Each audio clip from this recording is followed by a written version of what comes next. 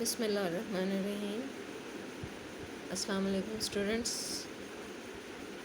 ਅੱਜ ਅਸੀਂ अपना अगला ਲੈਕਚਰ ਸਟਾਰਟ ਕਰਾਂਗੇ ਪੰਜਾਬ ਦੀਆਂ ਲੋਕ ਰਸਮਾਂ।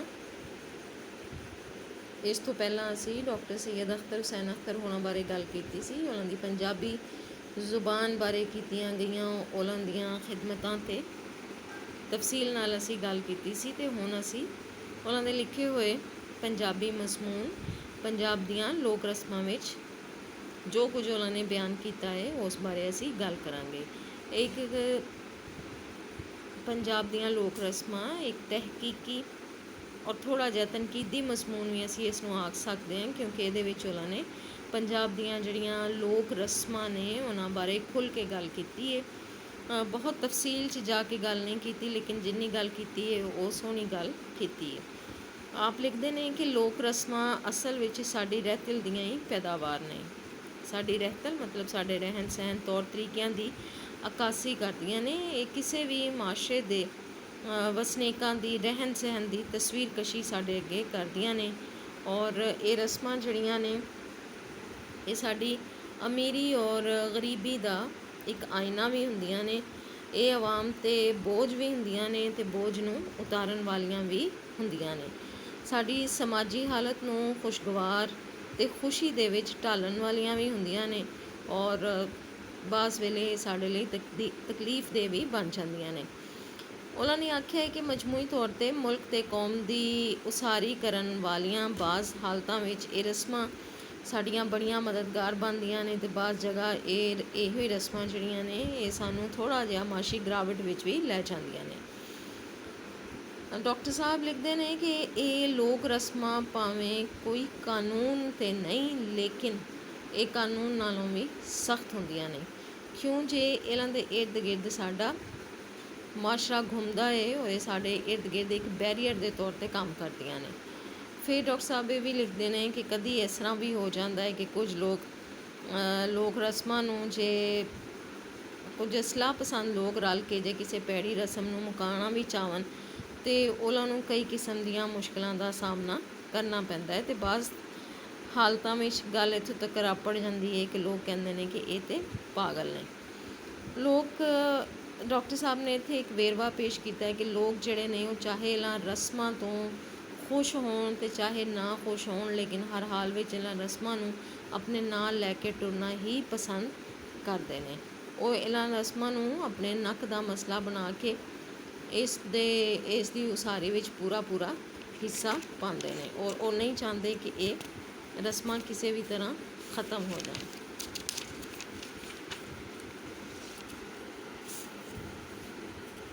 ਬਲਕਿ ਉਹ ਲਿਖਦੇ ਨੇ ਕਿ ਕਈ ਵਾਰੀ ਤਾਂ ਨੱਕ ਦੀ ਖਾਤਰ ਇਨਸਾਨ ਜਿਹੜੇ ਨੇ ਉਹ ਇਹਨਾਂ ਰਸਮਾਂ ਨੂੰ ਪੂਰਾ ਕਰਨ ਲਈ ਤਨ ਮਨ ਧਨ ਦੀ ਬਾਜ਼ੀ ਵੀ ਲਾ ਦਿੰਦੇ ਨੇ। ਇੱਥੇ ਉਹਨਾਂ ਨੇ ਸ਼ਾਦੀ ਵਿਆਹ ਦੀਆਂ ਰਸਮਾਂ ਦੀ ਗੱਲ ਕੀਤੀ ਹੈ ਕਿ ਸ਼ਾਦੀ ਵਿਆਹ ਦੀਆਂ ਰਸਮਾਂ ਬੜੇ ਧੂਮ ਧੜੱਕੇ ਨਾਲ ਮਨਾਈਆਂ ਜਾਂਦੀਆਂ ਨੇ, ਲੇਕਿਨ ਇਹ ਧੂਮ ਧੜੱਕਾ ਜਦੋਂ ਅੰਨ੍ਹੇਵਾਹ ਕੀਤਾ ਜਾਂਦਾ ਹੈ ਔਰ ਫਿਰ ਜਦੋਂ ਸ਼ਾਦੀ ਦਾ ਨਸ਼ਾ ਉਤਰਦਾ ਹੈ ਅਤੇ ਫਿਰ ਪਤਾ ਲੱਗਦਾ ਹੈ ਕਿ ਕਰਜ਼ ਲਈ ਰਕਮ ਜਿਹੜੀ ਲਈ ਗਈ ਹੈ ਉਹ ਸੂਦ ਦੀਆਂ ਭਾਰੀਆਂ ਕਿਸ਼ਤਾਂ ਦੇ ਨਾਲ ਉਤਾਰਨ ਦਾ ਮਸਲਾ ਆਣ ਖਲੋਤਾ ਹੈ ਅਤੇ ਫਿਰ ਉਸ ਵੇਲੇ ਡਾਕਟਰ ਸਾਹਿਬ ਲਿਖਦੇ ਨੇ ਕਿ ਸ਼ਾਦੀ ਵਾਲਾ ਘਰ ਜਿਹੜਾ ਫਿਰ ਉਹ ਖਾਨਾ ਬਰਬਾਦੀ ਦਾ ਨਕਸ਼ਾ ਵੀ ਬਣ ਜਾਂਦਾ ਹੈ। ਔਰ ਜਿਹੜੇ ਬੰਦੇ ਸ਼ਾਦੀ 'ਤੇ ਕਰਜ਼ ਲੈਂਦੇ ਨੇ ਉਹ ਵਿਚਾਰੇ ਇਸ ਕਰਜ਼ ਦੀ ਵਾਪਸੀ ਕਰਦਿਆਂ ਉਹਨਾਂ ਦਾ ਲੱਕ ਦੋਹਰਾ ਹੋ ਜਾਂਦਾ ਹੈ ਔਰ ਫਿਰ ਇਹੀ ਕਰਜ਼ ਅੱਗੇ ਉਹਨਾਂ ਦੀ ਔਲਾਦ ਤੱਕ ਪਹੁੰਚ ਜਾਂਦਾ ਹੈ ਔਰ ਫਿਰ ਇਹੀ ਕੁਛ ਉਹਨਾਂ ਦੀ ਔਲਾਦ ਵੀ ਆਪਣੀ ਔਲਾਦ ਦੀਆਂ ਸ਼ਾਦੀਆਂ ਦੇ ਉੱਪਰ ਇਹੀ ਕੁਝ ਕਰਦੀ ਹੈ ਅਤੇ ਇੰਝ ਬੰਦਾ ਇਸ ਦੇ ਚੁੰਗਲ ਤੋਂ ਪਿੱਛਾ ਨਹੀਂ ਛੁਡਾ ਸਕਦਾ ਅਤੇ ਇਹ ਮੁਸੀਬਤ ਅਗਲੀਆਂ ਕਈ ਪੀੜ੍ਹੀਆਂ ਤੱਕ ਉਹਦੇ ਗਲ ਦੇ ਨਾਲ ਚਿਮਟੀ ਜਾਂਦੀ ਹੈ। ਬਹਰਹਾਲ ਇਹ ਜਿਹੜੀਆਂ ਰਸਮਾਂ ਨੇ ਸਾਡੀਆਂ ਇਹ ਸੀਨਾ ਬਸੀਨਾ ਔਰ ਨਸਲ ਦਰ ਨਸਲ ਜਿਹੜੀਆਂ ਨੇ ਉਹ ਚੱਲਦੀਆਂ ਰਹਿੰਦੀਆਂ ਨੇ ਔਰ ਇਹ ਸਮਾਜ ਦਾ ਇੱਕ ਅਟੁੱਟ ਅੰਗ ਬਣ ਚੁੱਕੀਆਂ ਨੇ। ਅਗਰ ਇਹਨਾਂ ਰਸਮਾਂ ਨੂੰ ਨਾ ਪੂਰਾ ਕੀਤਾ ਜਾਏ ਤਾਂ ਲੋਕ ਆਪਣੀ ਬੇਇੱਜ਼ਤੀ ਦਾ ਇਸ ਨੂੰ ਇੱਕ ਬੜਾ ਮਸਲਾ ਸਮਝਦੇ ਨੇ ਕਿ ਸਾਡੀ ਤਾਂ ਹੁਣ ਬੇਇੱਜ਼ਤੀ ਹੋ ਗਈ ਹੈ। ਫਿਰ ਉਹ ਡਾਕਟਰ ਸਾਹਿਬ ਲਿਖਦੇ ਨੇ ਕਿ ਇਹ ਲੋਕ ਰਸਮਾਂ ਦੇ ਕੁਝ ਫਾਇਦੇ ਵੀ ਨੇ ਅਤੇ ਕੁਝ ਨੁਕਸਾਨ ਵੀ ਨੇ।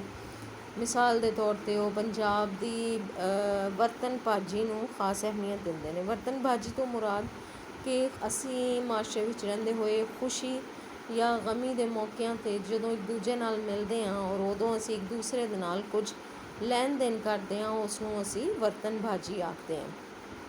ਇਹ ਅਸਲ ਵਿੱਚ ਰਹਿਤਲ ਦਾ ਲੈਣ ਦੇਣ ਹੈ। ਜੇ ਅਸੀਂ ਅੱਜ ਕਿਸੇ ਦੀ ਸ਼ਾਦੀ ਜਾਂ ਖੁਸ਼ੀ ਜਾਂ ਗਮੀ ਦੇ ਮੌਕੇ ਉੱਤੇ ਕੁਝ ਵਰਤ ਕੇ ਆਉਂਦੇ ਹਾਂ, ਅਤੇ ਕੱਲ੍ਹ ਕਲਾ ਨੂੰ ਉਹ ਸਾਡੇ ਮੌਕੇ ਦੇ ਉੱਪਰ ਵੀ ਸਾਡੇ ਨਾਲ ਕੁਝ ਨਾ ਕੁਝ ਇਹੋ ਜਿਹਾ ਵਰਤਾਰਾ ਕਰੇਗਾ, ਯਾਨੀ ਸਾਡੀ ਦਿੱਤੀ ਹੋਈ ਰਕਮ ਕੁਝ ਵੱਧ ਹੋ ਕੇ ਸਾਨੂੰ ਹੀ ਮੋੜ ਆਉਂਦੀ ਹੈ।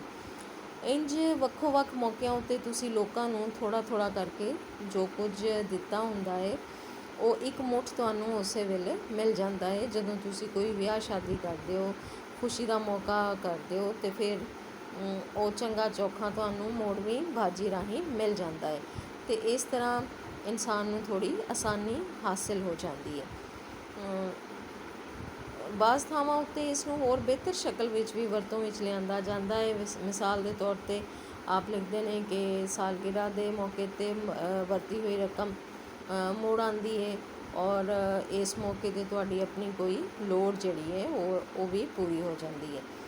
ਇੰਝ ਆਪ ਲਿਖਦੇ ਨੇ ਕਿ ਪੰਜਾਬ ਦੀਆਂ ਲੋਕ ਰਸਮਾਂ ਵਿੱਚ ਮਾਸ਼ਰਤੀ ਲੈਣ ਦੇਣ ਦਾ ਮਾਮਲਾ ਹੈ, ਉਹਦੇ ਵਿੱਚ ਔਰਤ ਨੂੰ, ਜ਼ਨਾਨੀ ਨੂੰ ਖਾਸ ਅਹਿਮੀਅਤ ਹਾਸਿਲ ਹੈ, ਕਿਉਂ ਜੇ ਔਰਤ ਭਾਵੇਂ ਬੇਟੀ ਹੋਵੇ, ਨੂੰਹ ਹੋਵੇ, ਮਾਂ ਹੋਵੇ ਅਤੇ ਚਾਹੇ ਭੈਣ ਹੋਵੇ, ਵਿਆਹ ਸ਼ਾਦੀ ਜਾਂ ਕਿਸੇ ਵੀ ਖੁਸ਼ੀ ਦੇ ਮੌਕੇ ਉੱਤੇ ਉਹਨੂੰ ਸਭ ਤੋਂ ਵੱਧ ਹਿੱਸਾ ਮਿਲਦਾ ਹੈ।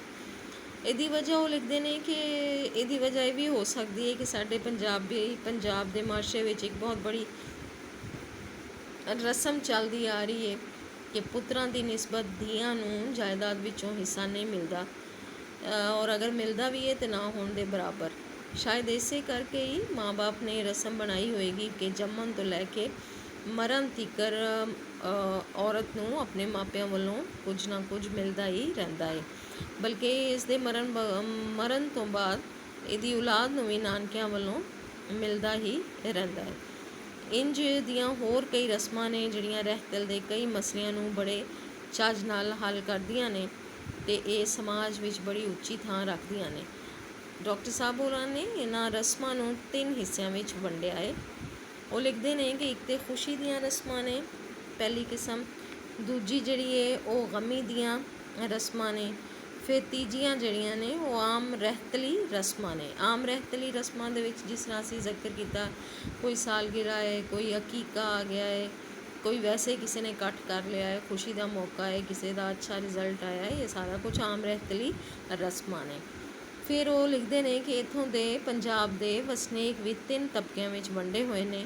ਇੱਕ ਤਾਂ ਪਹਿਲਾ ਤਬਕਾ ਹੈ ਉੱਚੇ ਦਰਜੇ ਦਾ, ਅਮੀਰ ਕਮੀਰ ਤਬਕਾ ਹੈ, ਜਿਹਦੇ ਵਿੱਚ ਜਾਗੀਰਦਾਰ ਆਉਂਦੇ ਨੇ, ਸਰਮਾਇਆਦਾਰ ਆਉਂਦੇ ਨੇ, ਬੜੇ ਬੜੇ ਮਿਲ ਓਨਰ ਆਉਂਦੇ ਨੇ। ਦੂਜਾ ਤਬਕਾ ਜਿਹੜਾ ਹੈ ਉਹ ਹੈ ਵਿਚਲਾ ਦਰਮਿਆਨਾ ਤਬਕਾ, ਮਿਡਲ ਕਲਾਸ, ਅਤੇ ਫਿਰ ਤੀਸਰੇ ਦਰਜੇ ਦਾ ਹੇਠਲਾ ਅਤੇ ਲੋਅਰ ਕਲਾਸ ਜਿਸ ਨੂੰ ਕਿਹਾ ਜਾਂਦਾ ਹੈ ਗਰੀਬ ਤਬਕਾ। ਇਹ 3 ਤਬਕੇ ਜਿਹੜੇ ਨੇ ਇਹ ਉਹਨਾਂ ਨੇ ਬਿਆਨ ਕੀਤੇ ਨੇ। ਇੱਥੇ ਡਾਕਟਰ ਸਾਹਿਬ ਉਹਨਾਂ ਨੇ ਬੜਾ ਅੱਛਾ ਇੱਕ ਐਨਾਲਿਸਿਸ ਪੇਸ਼ ਕੀਤਾ ਹੈ। ਉਹ ਲਿਖਦੇ ਨੇ ਕਿ ਉੱਚੇ ਦਰਜੇ ਦੇ ਲੋਕੀ ਤਾਂ ਇਹ ਸਾਰੀਆਂ ਰਸਮਾਂ, ਚਾਹੇ ਉਹ ਗਮੀ ਦੀਆਂ ਹੋਣ ਚਾਹੇ ਖੁਸ਼ੀ ਦੀਆਂ ਹੋਣ, ਉਹ ਬੜਾ ਗੱਜ ਵੱਜ ਕੇ ਮਨਾਉਂਦੇ ਨੇ, ਅਤੇ ਫਿਰ ਜਿਹੜੇ ਵਿਚਕਾਰਲੇ ਅਤੇ ਹੇਠਲੇ ਤਬਕੇ ਦੇ ਲੋਕੀ ਵੀ ਇਹਨਾਂ ਰਸਮਾਂ ਨੂੰ ਨਿਭਾਉਣ ਵਿੱਚ ਕੋਈ ਕਸਰ ਨਹੀਂ ਛੱਡਦੇ, ਕਿਉਂ ਜੇ ਇਹ ਸਾਰੀਆਂ ਰਸਮਾਂ ਅਸਲ ਵਿੱਚ ਨੱਕ ਦਾ ਮਸਲਾ ਬਣੀਆਂ ਹੋਈਆਂ ਹੁੰਦੀਆਂ ਨੇ, ਅਤੇ ਉਹ ਹਰ ਇੱਕ ਨੂੰ ਹੀ ਇਹ ਮਸਲਾ ਹੱਲ ਕਰਨਾ ਪੈਂਦਾ, ਚਾਹੇ ਉਹ ਗਰੀਬ ਹੈ ਜਾਂ ਅਮੀਰ ਹੈ। ਔਰ ਇੱਥੇ ਡਾਕਟਰ ਸਾਹਿਬ ਲਿਖਦੇ ਨੇ ਕਿ ਇਹਨਾਂ ਰਸਮਾਂ ਨੂੰ ਪੂਰਾ ਕਰਨਾ ਲੋਕਾਂ ਨੇ ਆਪਣਾ ਜਿਵੇਂ ਕਿ ਈਮਾਨ ਹੀ ਸਮਝ ਲਿਆ ਕਿ ਸਾਡੇ ਈਮਾਨ ਦਾ ਹਿੱਸਾ ਹੈ, ਅਤੇ ਉਹ ਇਸ ਨਾਲ ਰਸਮਾਂ ਦੇ ਜਾਲ ਵਿੱਚ ਜਕੜ ਗਏ ਨੇ, ਅਤੇ ਇੰਨੀ ਸਖਤੀ ਦੇ ਨਾਲ ਜਕੜ ਗਏ ਨੇ ਵੀ ਉਹਨਾਂ ਨੂੰ ਹੁਣ ਖੁਲਾਸੀ ਮੁਸ਼ਕਿਲ ਹੀ ਨਜ਼ਰ ਆਉਂਦੀ ਹੈ। ਬਲਕਿ ਉਹ ਕਹਿੰਦੇ ਨੇ ਕਿ ਰਸਮਾਂ ਲੋਕਾਂ ਨੇ ਇਸ ਤਰ੍ਹਾਂ ਆਪਣੇ ਨਾਲ ਚੰਬੇੜ ਲਈਆਂ ਨੇ ਕਿ ਇਹਨਾਂ ਤੋਂ ਛੁਟਕਾਰਾ ਹੁਣ ਇੱਕ ਨਾਮੁਮਕਿਨ ਜਿਹੀ ਚੀਜ਼ ਨਜ਼ਰ ਆਉਂਦੀ ਹੈ। ਅਤੇ ਫਿਰ ਉਹਨਾਂ ਨੇ ਇੱਕ ਵਜ੍ਹਾ ਵੀ ਬਿਆਨ ਕੀਤੀ ਹੈ ਕਿ ਸਾਡੇ ਕੋਲ ਇਹ ਰਸਮਾਂ ਔਰ ਇਹ ਲੋਕ ਅਕੀਦਿਆਂ ਵਾਂਗ ਉਸ ਰਲੇ ਮਿਲੇ ਮੁਆਸ਼ਰੇ ਦੀ, ਸਮਾਜ ਦੀ ਪੈਦਾਵਾਰ ਨੇ। ਜਦੋਂ ਪਾਕਿਸਤਾਨ ਦੀ ਬਣਨ ਤੋਂ ਪਹਿਲਾਂ ਅਸੀਂ ਸਭ ਇਕੱਠੇ ਇੱਕ ਸਾਂਝੇ ਮੁਆਸ਼ਰੇ ਵਿੱਚ ਰਹਿੰਦੇ ਸਨ, ਇੱਕ ਐਸੇ ਮੁਆਸ਼ਰੇ ਵਿੱਚ ਜਿੱਥੇ ਹਿੰਦੂ, ਮੁਸਲਮਾਨ, ਸਿੱਖ ਅਤੇ ਈਸਾਈ ਇਕੱਠੇ ਰਹਿੰਦੇ ਸਨ, ਅਤੇ ਨਾਲ ਨਾਲ ਰਹਿਣ ਵਾਲਿਆਂ ਦਾ ਇੱਕ ਦੂਜੇ ਉੱਤੇ ਅਸਰ ਪੈਣਾ ਇੱਕ ਕੁਦਰਤੀ ਅਮਰ ਹੈ।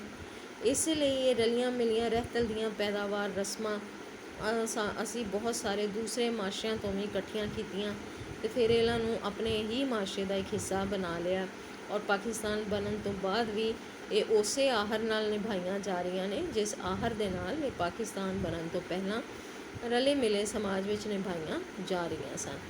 ਡਾਕਟਰ ਸਾਹਿਬ ਹੋਰਾਂ ਨੇ ਇੱਥੇ ਆਪਣਾ ਮਜ਼ਮੂਨ ਖ਼ਤਮ ਕੀਤਾ ਹੈ, ਲੇਕਿਨ ਇਹ ਇੱਕ ਮਾਹਨਾਮਾ ਲਹਿਰਾਂ ਦੇ 1 ਮਹੀਨੇ ਦੀ ਇੱਕ ਕਿਸ਼ਤ ਦੇ ਤੌਰ 'ਤੇ ਇਹ ਛਪਿਆ ਹੈ, ਹਲੇ ਮੁਕੰਮਲ ਮਜ਼ਮੂਨ ਨਹੀਂ ਹੈ।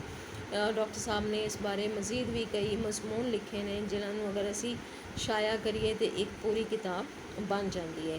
ਲੇਕਿਨ ਇੱਥੇ ਗੌਰ ਤਲਬ ਗੱਲ ਇਹ ਹੋਈ ਹੈ ਕਿ ਡਾਕਟਰ ਸਾਹਿਬ ਹੋਰਾਂ ਨੇ ਲੋਕ ਰਸਮਾਂ ਦੀ ਜਿਹੜੀ ਗੱਲ ਕੀਤੀ ਹੈ ਉਹਦੇ ਵਿੱਚ ਉਹਨਾਂ ਨੇ 2 ਚੀਜ਼ਾਂ ਬਹੁਤ ਖੋਲ੍ਹ ਕੇ ਬਿਆਨ ਕੀਤੀਆਂ ਨੇ ਕਿ ਇਹ ਰਸਮਾਂ ਮੁਆਸ਼ਰੇ ਲਈ ਚੰਗੀਆਂ ਵੀ ਨੇ, फ़ायदामंद भी ने, साढ़े मुआशरे की सकाफत दियाँ आयनादार भी ने। लेकिन वो कहते हैं कि बास थावें ये रस्मां जड़ियाँ ने गरीब ते दरम्याने तबके लिए बहुत ज़्यादा मुश्किल का सबब बन जांदियां ने। जिथों तक हो सके इन्हां रस्मां नूं मुख्तसर करना चाहिए है ताकि मुआशरे दे विच निचले तबके नूं भी कोई आसानी हासिल होए और लोग इन्हां रस्मां नूं अपने नक दा मसला ना बनान और कर्ज चुक के जिहड़ा इन्हां रस्मां नूं निभाया जाता है उन्हां तो भी लोग इजतनाब करन। खुशियां दियां रस्मां ने या गमी दियां ने उन्हां नूं अपनी जेब के हिसाब नाल वो वरतों विच लियावन और माशरे दे चंगे अच्छे लोगों नूं इन्हां रस्मां नूं ऐसियां रस्मां जिहड़ियां माशरे दे विच एक मुसीबत खड़ियां करदियां ने या लोगों नूं तकलीफ दा बाइस बनदियां ने, इन्हां रस्मां नूं ख़त्म करन विच कोई किरदार ज़रूर अदा करना चाहिए है। लेकिन वो चंगियां रस्मां दे चाहिवान भी ने। वो जड़ियां शादी विआह ते या बर्तन बाजी का जिस तरह उन्होंने गल की कि वो रस्मां ने जड़ियां कि मुआशरे दे विच एक औखे वेले ते साडे सब लई मदद के तौर पर जी एक बहुत बड़ी मदद हासिल हो जाती है इंसान नूं। वो ये रस्म उन्होंने क्या है कि ऐसियां रस्मां जड़ियां मुआशरे दे विच लोगां दे रहतल दे विच लेन देन दियां रस्मां ने जिन्हां दे नाल कुछ काम जिहड़े ने आसान हो जाते हैं। इन्हां नूं ज़रूर अपने वरतों में लियाना चाहिए है ताकि लोग जिहड़ा ने उन्हां नूं आसानी हासिल होवे। ये डॉक्टर साहब का मजमून जिहड़ा है एक बेहतरीन मजमून उन्होंने लिखिया है। सानू साडे माशरे की एक शक्ल विखाई है, सानू साडी सकाफत की एक शक्ल तो उन्होंने